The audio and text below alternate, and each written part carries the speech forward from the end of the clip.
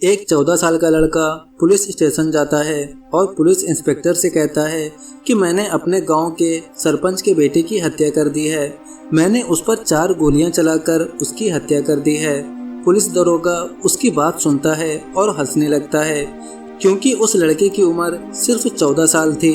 वो बहुत ही दुबला पतला सा लड़का आखिर ये कैसे कत्ल कर सकता है, और सभी पुलिस वाले हंसने लगते हैं। दोस्तों, ये सच्ची घटना हरियाणा की है। हरियाणा में जिला पानीपत के एक छोटे से कस्बे में एक परिवार रहता था। परिवार के मुखिया का नाम रणवीर सिंह था। उनके 2 बच्चे थे, एक लड़की जिसका नाम सुनीता और उम्र 16 साल थी, एक लड़का जिसका नाम विशाल, उम्र महज 14 साल की थी। सुनीता कक्षा 10 में पढ़ाई कर रही थी और विशाल कक्षा 8 में पढ़ रहा था। दोनों साथ ही स्कूल जाया करते थे। स्कूल गांव से 2 किलोमीटर दूर था। दोनों बच्चे मन लगाकर अपनी पढ़ाई कर रहे थे। परिवार खुशी खुशी अपनी जिंदगी व्यतीत कर रहा था। विशाल के पिता रणवीर सिंह एक रिटायर्ड डॉग ऑफिसर थे और अब अपनी खेती बाड़ी में काम करते थे। ऐसे ही अपने परिवार का जीवन यापन कर रहे थे। एक दिन सुनीता और विशाल स्कूल जाने के लिए तैयार हो जाते हैं, लेकिन विशाल को अचानक ही बहुत तेज पेट में दर्द होने लगता है, जिस कारण वो स्कूल नहीं जा पाता और घर पर ही आराम करने के लिए रुक जाता है। अब सुनीता अकेले ही अपने स्कूल जाने के लिए निकल पड़ती है और वो स्कूल पहुंच जाती है। करीब 2 बजे स्कूल से छुट्टी हो जाती है और सुनीता घर के लिए अपने स्कूल से निकल जाती है। स्कूल घर से थोड़ी ही दूर था, तो वो पैदल ही स्कूल आया जाया करती थी, लेकिन उसको आज ये नहीं पता था कि आज उसके साथ क्या होने वाला है। वो आज अकेले स्कूल से वापस जा रही थी। जब वो आधा रास्ता तय कर लेती है तो पीछे से एक गाड़ी के हॉर्न की आवाज़ सुनाई देती है। सुनीता पीछे मुड़कर देखती है तो गाड़ी पर गांव के ही सरपंच का लड़का मोनू आ रहा होता है और वो सुनीता से कहता है कि तुम यहाँ सुनसान सड़क पर अकेली क्यों जा रही हो? आओ मेरे साथ गाड़ी पर बैठो, मैं तुम्हें गांव तक छोड़ दूंगा। सुनीता थोड़ी देर सोचती है और मोनू की गाड़ी पर बैठ जाती है। अब दोनों घर के लिए चल देते हैं। थोड़ा सा चलने के बाद एक छोटा सा जंगल पड़ता है।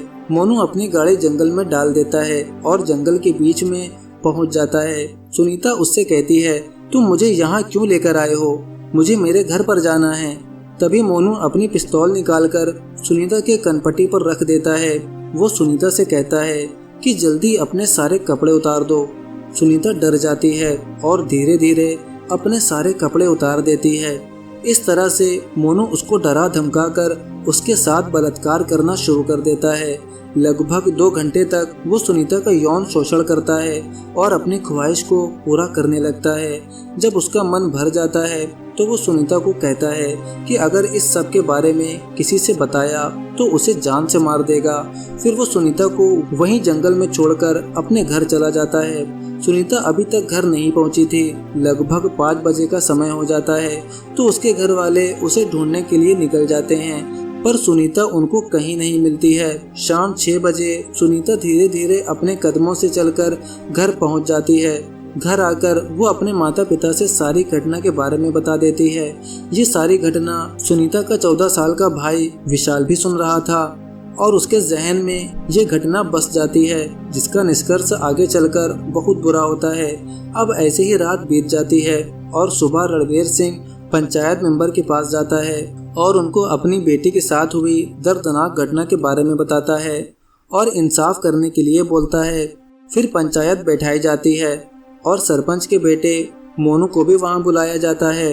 अब पंच दोनों पक्षों की बातों को सुनता है। सुनीता अपनी आप बीती बताती है और मोनू भी अपनी सफाई देते हुए झूठ बोलता है कि वो तो कल गांव में था ही नहीं, वो तो शहर किसी काम से गया हुआ था और सुबह ही गांव आया है। जी सब उसको फंसाने की साजिश है।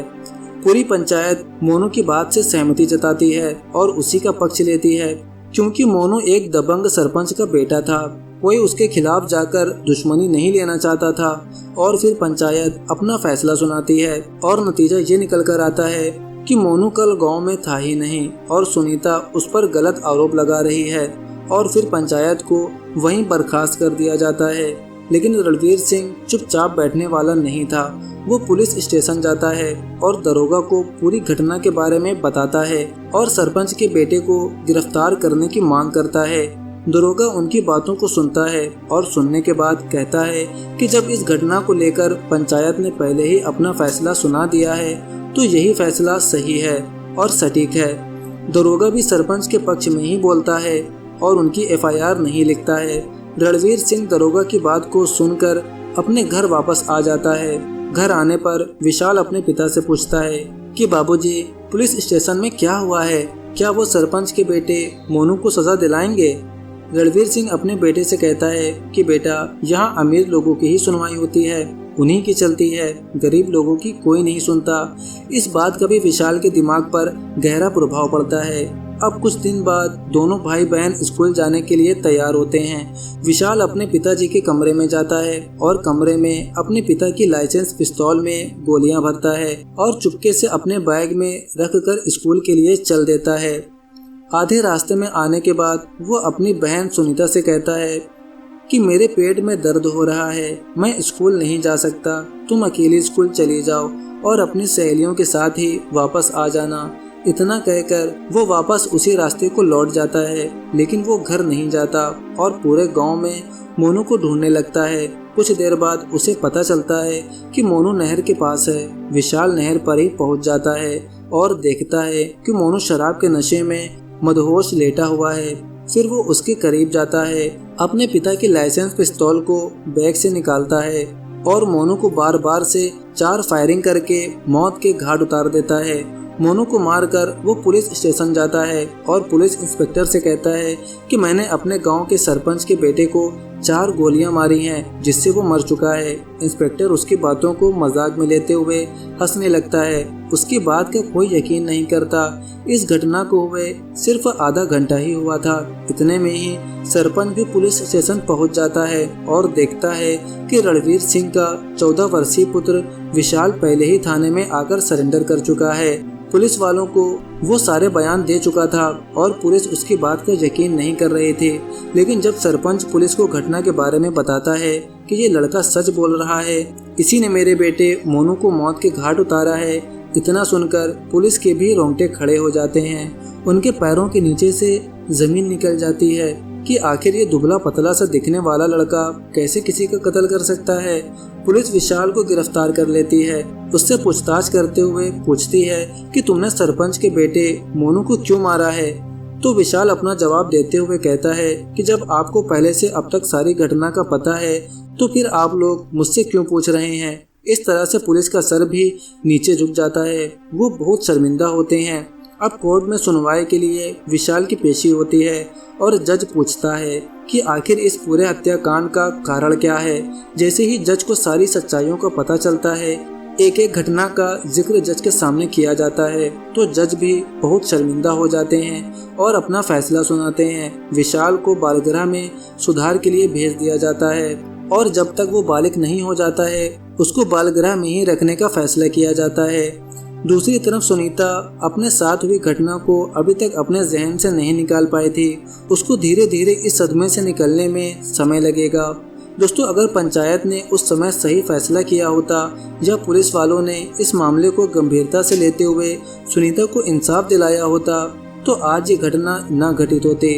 दोस्तों, मेरा मकसद किसी का दिल दुखाना नहीं है, बस आप सभी को सचेत और सावधान करना है। अगर आप हमारे चैनल पर पहली बार ये कहानी सुन रहे हैं तो प्लीज़ चैनल को सब्सक्राइब कर दें, वीडियो को लाइक कर दें। धन्यवाद। जय हिंद, जय भारत।